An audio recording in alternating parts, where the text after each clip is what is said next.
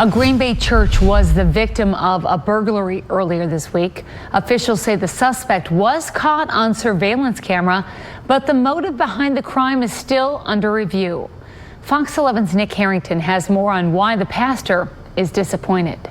Who left all these office doors open? Samaritan's Heart Mission Church pastor Jerry Bader says this man was in the church for roughly 20 minutes after breaking in on Monday nights, just before 10 o'clock. It took some time to notice that something wasn't right. We've had other things of a much lesser degree, but no, I guess we just developed a comfort level where I've never considered it. The suspect did not steal any religious items, and there was only minor damage on doors.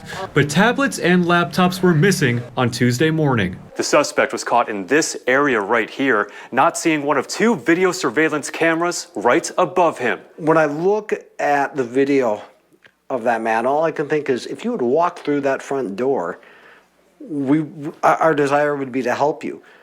If this person is apprehended and goes to the justice system after that, we'll still help them. So that's the part that hurts. The church is located on the 500 block of South Oakland Avenue in Green Bay. And when police arrived, they saw the damage to the doors. There was forcible entry noted to the building, and there was entry gained to the business. But with an active investigation, he can't comment on if the suspect is in custody. Churches aren't immune to that type of crime occurring.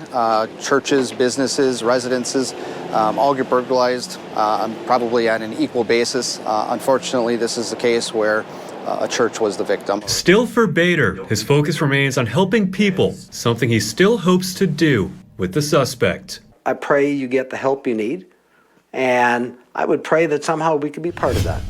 Threats seen by many on social media did not directly target Oshkosh or Appleton West high schools, but did tell West to be ready.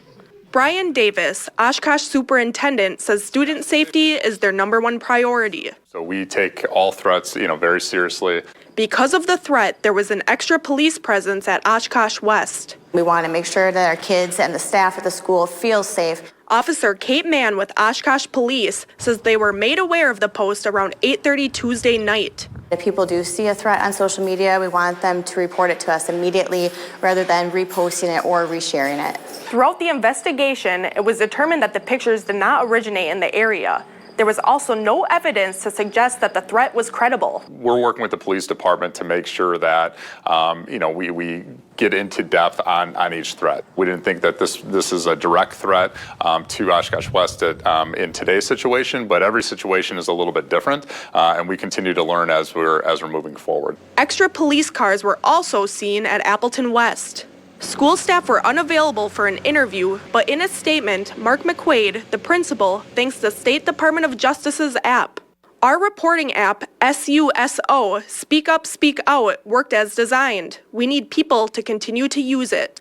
Oshkosh says their reporting app helped them too. We had, I think, up to almost 50 tips that we had begin with this situation overnight. So that's a great testament to our students and their diligence to be able to report. When it comes to these types of threats, Officer Mann says it can come with heavy consequences. It ranges in severity from misdemeanor up to a felony, depending on what gets posted. Isabella Campbell is from the Green Bay area. She says before she graduated from high school last year, she possibly wanted to go into the military or law enforcement, but gives thanks to her welding class for making up her mind. My weld teacher asked me if I ever thought of the trades, and then he got me in touch with Local 400, and here I am. On Thursday, she began her journey of being a first-year fabricator apprentice at Bassett Mechanical. And I absolutely love it. Forbes data suggests the average salary of a person who has a bachelor's degree is $59,600. The average for someone with an associate's degree, $44,100. According to data from the U.S. government, 93% of apprentices who complete an apprenticeship retain employment with an average salary of $77,000. Trevor Martin of UA 400, a union based in Kaukauna, says some working in the trades can earn more than that.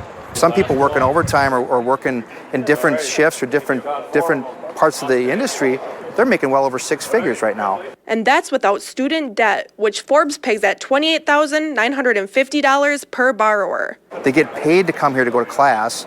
And then after 5 years, they're making an industry-recognized wage and benefit package. The current package is worth about $67 an hour.